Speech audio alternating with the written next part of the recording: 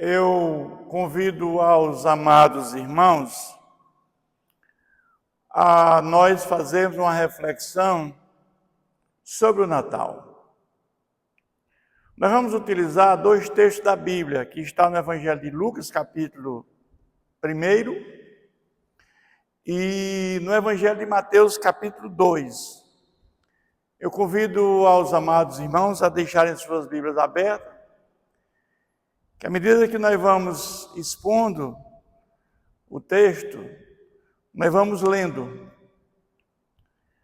Mas eu queria agora iniciar esse momento com oração, pedindo a Deus que Ele nos instrua nesse momento. Senhor nosso Deus, Pai querido, a nossa gratidão pela oportunidade que o Senhor nos concede de estar na Tua casa para comemorarmos o nascimento do nosso Salvador. Este momento tão rico, este momento que mudou a história da humanidade, que é o nascimento do nosso Salvador. Que possamos sair daqui cada vez mais fortalecidos na nossa fé no nosso Salvador, que é Jesus Cristo. Que possamos cada vez mais viver uma vida em plena comunhão com o Senhor. Oramos em nome de Jesus. Amém. Eu gostaria de trazer para a igreja a seguinte mensagem. O Natal foi idealizado por Deus antes da fundação do mundo. A ideia que passa é que o Natal é uma criação do homem. Essa é a ideia. O fato é que comemoramos o Natal no dia 25 de dezembro. Mas será que essa data foi a data que realmente Jesus nasceu? Nós não sabemos exatamente o dia que Jesus nasceu. Mas o importante é que Jesus nasceu. Ele nasceu, está vivo e reina lá no céu. Mas por que comemoramos o Natal no dia 25 de dezembro? Nós sabemos que o Império Romano, já no século III, século IV, eles adotaram o cristianismo como uma religião oficial. Eles tinham uma festa pagã, que era o nascimento do Sol Invicto, e celebravam o solstício de inverno, o renascimento do Sol. E essa data era 25 de dezembro, era uma festa pagã. Com a conversão do Império Romano para o cristianismo, eles colocam ali agora o nascimento de Jesus naquela mesma data para se contrapor àquela festa pagã. Mas qual é o real significado do Natal, meus irmãos? Para muitos é um período de festividades, fazer compras, trocar presentes, é o Papai Noel. É o momento de liberar perdão. O Natal é aquele momento de liberar o perdão. Mas nós temos que entender, irmãos, que o Natal, ele foi instituído por Deus, o Todo-Poderoso, antes da fundação do mundo. A história do Natal não começa no tempo, mas no princípio, quando nada ainda existia, nem tempo, nem matéria, nem espaço. Mas sabemos que quando Deus criou o homem, evidentemente que ele, pela sua onisciência, ele sabia que o homem ia cair. E ali o pecado entrou no mundo. E o pecado traz consequências. A primeira dela é que a pessoa, estando em pecado, ela está afastada de Deus. E segundo é que o juízo, a pessoa fica sob o juízo de Deus. Então, o Natal significa a solução que Deus deu para resolver o problema do pecado. Isso é Natal. A solução que Deus deu para resolver o problema do pecado. Antes que a matéria fosse criada, irmãos, foi planejado um plano de redenção para a humanidade. Pois já se previa ali a vinda do Messias, que era Jesus, nosso Salvador. Quando nós lemos Gênesis 3,15, nós vamos ler: porém, inimizade entre ti e a mulher, entre a tua descendência e o teu descendente. Este lhe ferirá a cabeça e tu ferirás o calcanhar. Então, ali já há a previsão que o Messias, o Salvador da humanidade, aquele que vinha nos religar com Deus, ele esmagaria a cabeça da serpente. Então, Deus, pela sua onisciência, ele sabia que necessitava vir a este mundo, esvaziando da sua glória para habitar entre nós. E ali nós temos a encarnação. Deus Todo-Poderoso, Criador de tudo, ele vem habitar entre nós. E o Verbo se fez carne e habitou entre nós, cheio de graça e de verdade, e vimos a sua glória como do Pai, do unigênito do Pai. João 1,14. E aqui podemos dizer que Jesus, ele traz a possibilidade de vida eterna para todos aqueles que creem no seu sacrifício na cruz. Isso é Natal. Natal não é só naquele dia, 25 de dezembro. Natal são todos os dias da nossa vida. O nascimento de Jesus traz para nós essa segurança, que quando colocamos a fé no nosso Salvador, nós teremos vida eterna, estaremos com Ele por toda a eternidade. Então, isso é Natal. E isso foi planejado antes da fundação do mundo. Mas o fato é que Jesus já existia antes da fundação do mundo, antes que a matéria fosse criada. Ele viria resolver o problema do pecado da humanidade, ele veio nos religar com Deus. Mas o fato é que Jesus nasceu da semente da mulher. Maria não conheceu homem, e ela foi gerada pelo Espírito Santo. Jesus foi gerado pelo Espírito Santo. E todas as coisas foram feitas por intermédio dele. E sem ele, nada do que foi feito se fez. Então, Jesus é o Criador de tudo que há no universo. Mas eu quero agora expor aquele texto que nós falamos no início, Lucas, capítulo 1, a partir do versículo 26, que diz que o anjo Gabriel, enviado por Deus, vai à cidade da Galiléia chamada Nazaré. E ali existia uma virgem desposada de um homem chamado José. Nós sabemos que ali já era naquela época, quando era desposada, ali o noivado já era uma coisa séria. Né? E o anjo disse para Maria que ela era favorecida. Ela foi uma privilegiada, irmãos. Ela foi escolhida para ser a mãe do nosso Salvador. E ela ouvia aquilo e perturbou-se, né? Porque ela perguntou o que significa isso. Mas o anjo lhe disse: não temos, porque achaste graça diante de Deus. Eis que conceberás e darás à luz a um filho, que chamará pelo nome de Jesus. Então aqui já sabe o nome da criança que vai nascer, é Jesus. Por que o nome Jesus, irmãos? Porque Jesus era um nome muito comum, mas Jesus quer dizer Salvador, Libertador. Por isso o nome de Jesus. E diz que ele será filho do Deus Altíssimo e nascerá do trono de Davi. Mas o fato é que diz que o seu reinado não terá fim. Nós vimos que todos os reis deste mundo que antecederam Jesus, reis assírio, babilônico, persa, gregos, romanos, sucumbiram. Mas o reino de Jesus é eterno. Ele já nasce filho de Deus. Diferentemente de nós, seres humanos, que nascemos criatura de Deus.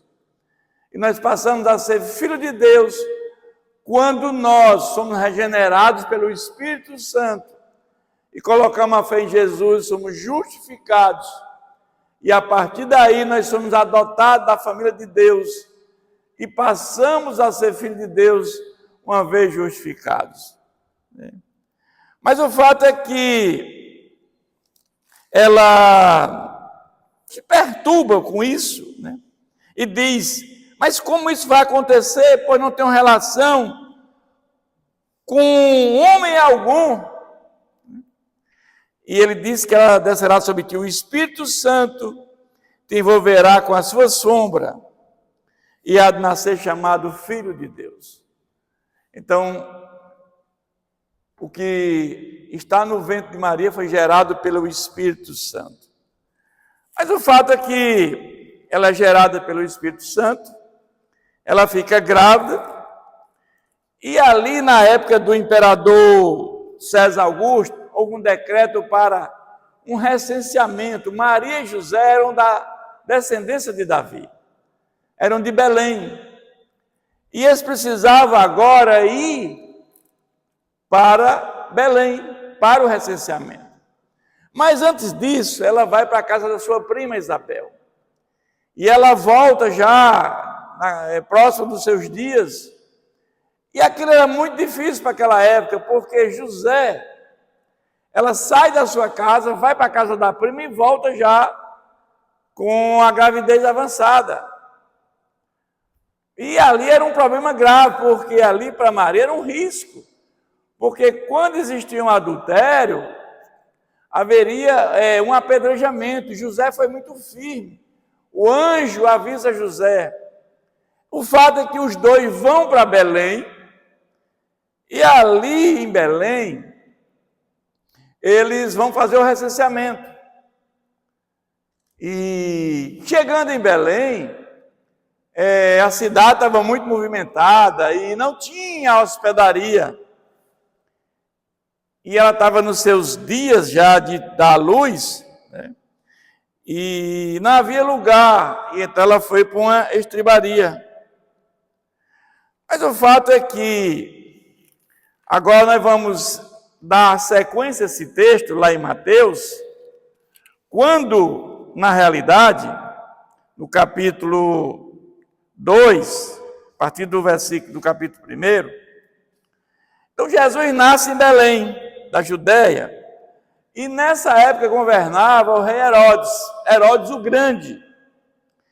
E no capítulo 2 diz que vieram os magos do Oriente. E o fato é que aqui não fala que eram 3, que eram reis, mas que eram sábios, e eles viram uma estrela.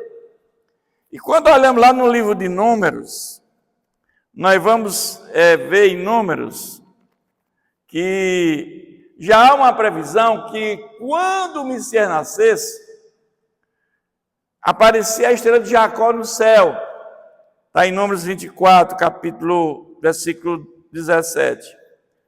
Essa estrela indicava que o Messias tinha nascido. Então esses homens vieram de longe, possivelmente do Oriente, lá da Pérsia, e durante muito tempo, talvez mais de torno de 2 anos, enfrentando caminhos perigosos, temperaturas elevadas, frios. Naquela época não tinha transporte, possivelmente camelos, passando fome, cedo, mas vieram ver o menino, né? E o fato é que vieram diretamente, né, para Jerusalém, porque Jerusalém era o lugar que poderiam dar a eles a informação correta, porque ali tinham os escribas dos fariseus que eram detentores do conhecimento da Tanakh, da lei, porque havia mais de 150 profecias no Antigo Testamento que versavam sobre o nascimento do Messias. E o fato é que eles perguntaram, onde está o recém-nascido rei dos judeus? Porque vimos a estrela do Oriente e viemos para adorá-lo. Mas quando Herodes o Grande ouviu isto, esse testemunho, alarmou-se ele toda Jerusalém. Por que Herodes se alarmou? Porque o rei Herodes o Grande era uma pessoa que não admitia, por hipótese nenhuma, que seu reinado fosse ameaçado. Esse homem já tinha mando matar até a esposa, filhos, para não ter em nenhum momento a ameaça do seu reinado. Agora estamos diante de um homem já velho, que sabemos que depois que Jesus nasceu, com poucos anos ele chegou a morrer. Possivelmente 4 anos depois. Mas o fato é que imediatamente ele convocou todos os principais sacerdotes, escribas do povo, indagava deles onde Jesus, o Messias, o menino deveria nascer. Porque eles tinham esse conhecimento, porque a Bíblia tinha essas profecias sobre o Messias. E o fato é que eles citam o profeta Miqueias para identificar exatamente onde o menino nasceria, em Belém, terra de Judá, não de modo algum menor entre os principais de Judá, porque de ti sairá o guia que há de apacentar meu povo Israel. É aqui a profecia do profeta Miqueias, que diz sobre o nascimento do Messias, que era o menino Jesus, o Salvador da humanidade. E aí com isso o Herodes chama secretamente aqueles magos e pede para eles inquirir com precisão o tempo que a estrela apareceu, né? E pede para eles informar exatamente onde está o menino, que ele também queria adorá-lo. Mas nós sabemos que não é verdade. Por quê? Porque na realidade, quando fala que nasceu o rei dos judeus, ele se sente ameaçado. E no fundo ele quer o quê? Matar o menino. Ele quer matar o menino. Mas aí o fato é que, depois que eles ouviram o rei, partiram, e a estrela que viram no Oriente precediam até chegar onde estava o menino. E vendo o menino se alegraram muito. E ali adoraram o menino. Ou seja, nós temos que adorar a Deus. E o menino era o Deus encarnado. Adoraram o menino. E ali levaram presentes para o menino. E o fato é que eles foram advertidos divinamente para não voltar na presença de Herodes. E aqui tem uma observação que nós fazemos, irmãos. Quando nós conhecemos a Jesus Cristo, quando nós temos uma relação com Jesus verdadeira, o verdadeiro convertido, ele não volta mais pelo mesmo lugar. Há uma mudança de vida, há uma mudança de rota. Jesus, ele traz isso para nós. Ele traz essa mudança na nossa história. Então, quando nós falamos de Natal, falamos da mudança desde o nosso conhecimento. Natal são todos os dias da nossa vida. Esse é o cuidado que devemos ter. Mas o fato, irmãos, é que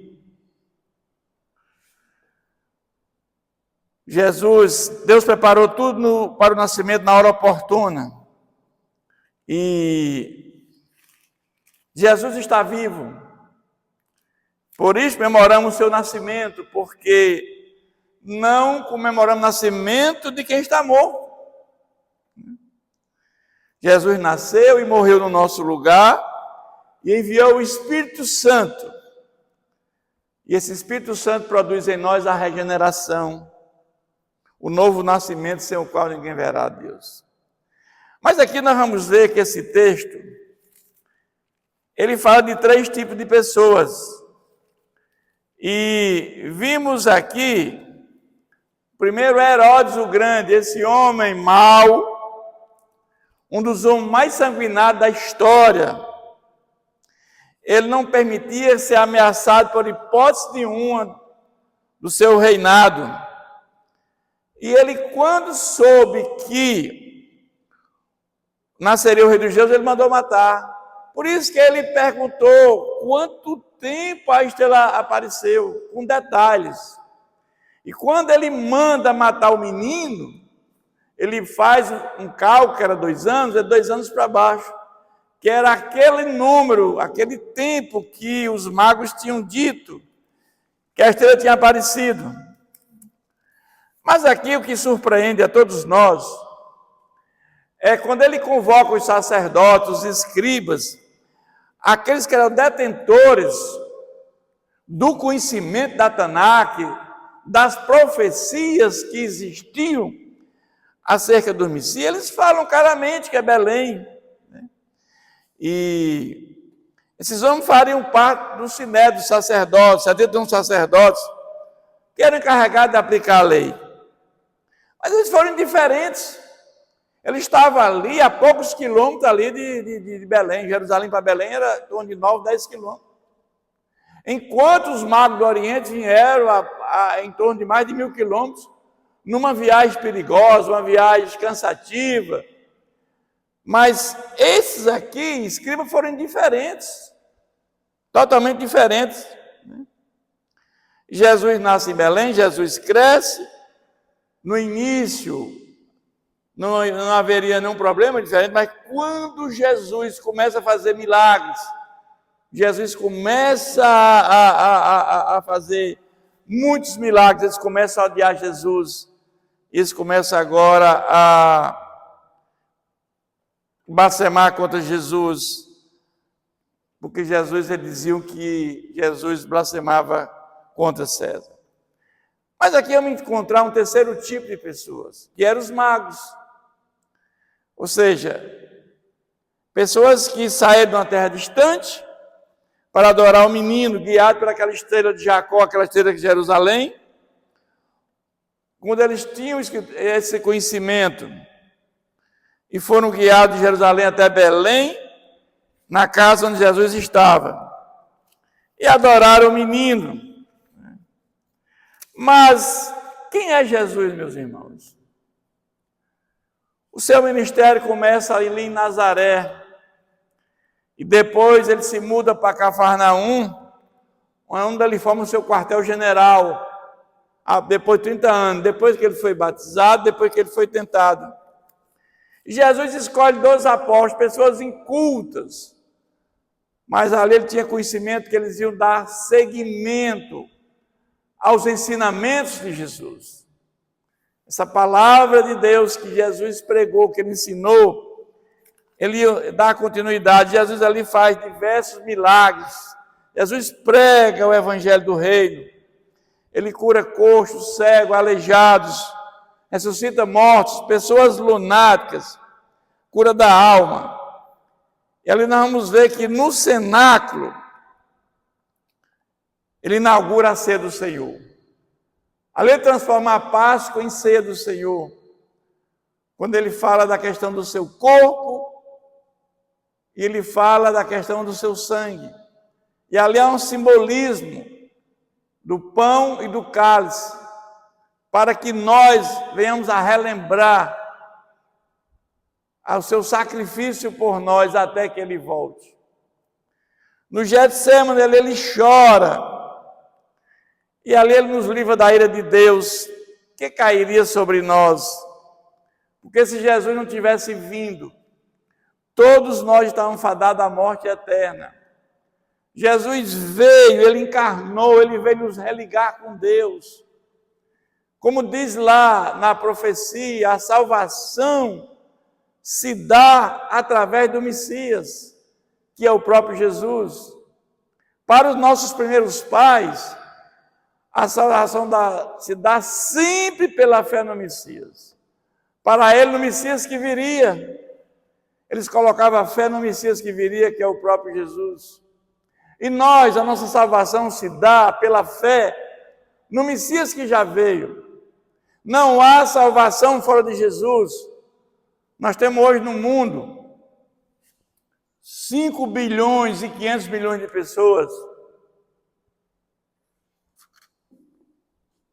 que não professam a fé em Jesus Cristo. Por isso, irmãos, que nós temos que fazer aquilo que Jesus nos comissionou, é fazer o ID, pregar a palavra de Deus. Assim como João Batista veio antes, abrindo o caminho para batismo de arrependimento, hoje isso é confiado a nós, pastores, líderes, a todos nós. Quando Martinho Lutero fez a reforma protestante, ele criou o sacerdócio universal de todos os crentes. Todos nós agora temos esse privilégio de pregar a palavra de Deus. Para quê? Porque através da palavra de Deus, o Espírito Santo que Jesus mandou no dia de Pentecostes, ele é que nos convence do pecado, da justiça e do juízo. Então precisa pegar a palavra para que muitos venham a conhecer essa palavra e venham a crer em Jesus Cristo. Porque esses 5 bilhões e 500 milhões hoje, no ano de 2025, precisam ouvir o Evangelho de Jesus Cristo, para que possam ter salvação em vida eterna. Mas ali no Sinédrio, ele é acusado falsamente, açoitado e condenado à morte de cruz, aquela morte mais cruel, mais perversa daquela época. Era para ladrões. Jesus vai àquela cruz e ali no Calvário, ele transforma a sua morte para a nossa salvação. Porque ali na cruz, ele traz a graça salvadora como fundamento da nossa salvação. E nós recebemos essa graça de Jesus, aquele favor imerecido. Ele fez um sacrifício único por todos nós. A morte de Jesus foi uma morte substitutiva. Aquela morte era para todos nós, ele morre no nosso lugar. Mas o fato é que seu túmulo está vazio, é o único túmulo vazio. Os demais líderes religiosos do mundo estão no túmulo. Se você olhar todas as demais religiões que existem, os seus líderes eles estão no túmulo. Jesus é o único que o túmulo está vazio, porque ele veio, ele morreu e ele ressuscitou. Passou entre nós 40 dias, para não ter nenhuma dúvida. E ele ressuscita num corpo humano glorificado. E Jesus está hoje lá no céu, num corpo humano glorificado. E um dia, todos nós, quando ele voltar pela segunda vez, de forma visível, audível, repentinamente, inesperadamente, todos ressuscitarão num corpo glorificado.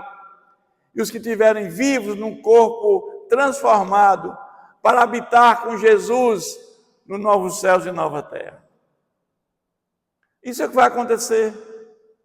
Isso é Natal para todos nós. Essa esperança de um dia estar com Ele por toda a eternidade. E aqueles que rejeitaram o Evangelho de Cristo, aqueles que não colocaram a fé em Jesus Cristo, eles terão uma grande surpresa, porque a palavra de Deus diz que terão morte eterna, é a segunda morte. É uma morte, é um local que não há mais chance nenhuma de ter um encontro com Jesus. Eu sempre digo que um sofrimento maior, que a pessoa tenha a consciência do que ele teve aqui na terra, fama, poder, riqueza, e ali ele vai sentir dores, ele vai lembrar do que ele esteve aqui na terra, mas ele não tem mais nenhuma chance de salvação. E ali vai ter um sofrimento por toda a eternidade. Então, irmãos, diante disso, a coisa mais importante da nossa vida é a nossa salvação. A glória do homem se constitui em conhecer a Deus. Não tem nada maior neste mundo que conhecer a Deus. É a nossa glória. Mas eu quero aqui tirar aqui algumas conclusões sobre este momento. Primeiro é que Jesus Cristo ontem e hoje é o mesmo para sempre. Lá no livro de Hebreus fala bem claro isso. Deus é a nossa rocha imutável e eterna. Deus é o Deus das causas impossíveis. Quando nós temos um problema, quando não há solução, do ponto de vista humano, nós não temos mais saída, chegamos ao fundo do poço, nós oramos ao Senhor, colocamos Ele com nossa prática de vida como testemunha do que nós fizemos. Ele pega lá no fundo do poço e nos levanta e nos ergue. Ele é a nossa rocha, a nossa fortaleza. Ele é o socorro bem presente nas nossas tribulações. Quando conhecemos verdadeiramente a Jesus, não voltamos mais pelo mesmo caminho, nós somos diferentes. Muitos criticam a nós quando conhecemos a Jesus, porque é uma mudança de vida, há uma mudança substancial na nossa prática de vida. Não temos mais prazer no pecado. O nosso prazer agora é em servir a Deus. É uma relação de amor com o nosso próximo. Isso é a transformação de vida que Jesus produz em nós. Os valores mudam em nossas vidas. Conhecer a palavra de Deus é a nossa maior alegria. A maior alegria de uma pessoa convertida é o conhecimento da palavra de Deus. É a busca da santificação. É a busca da sabedoria que vem do alto. É a busca do entendimento espiritual para discernir o que é certo e o que é errado. A busca pela fama, poder e riqueza não faz parte mais da história de uma pessoa convertida. Não faz mais parte. A nossa glória se constitui em conhecer a Deus. A maior glória do homem é essa, meus irmãos. É conhecer a Deus. Por quê? Porque quando nós morremos, você pode ser a pessoa mais rica do mundo. Você não leva nada. Mas nós sabemos que após a nossa morte, imediatamente segue-se o juízo, Hebreus 9, 27. Ao homem é dado morrer uma única vez, segue-se o juízo. E ali na morte, há uma separação do corpo, da alma e do espírito. No nascimento há a junção, na morte a separação.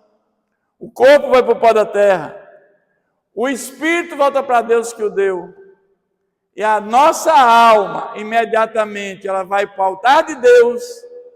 Se você morreu em Cristo, se você é um regenerado, foi justificado, se você faz parte da família de Deus, e se você teve um processo de santificação, e Deus já sabia de tudo isso antes da fundação do mundo, e já escreveu o seu nome no livro da vida, você estará com Ele lá no altar de Deus, ainda no lugar intermediário, aguardando a segunda vinda de Jesus.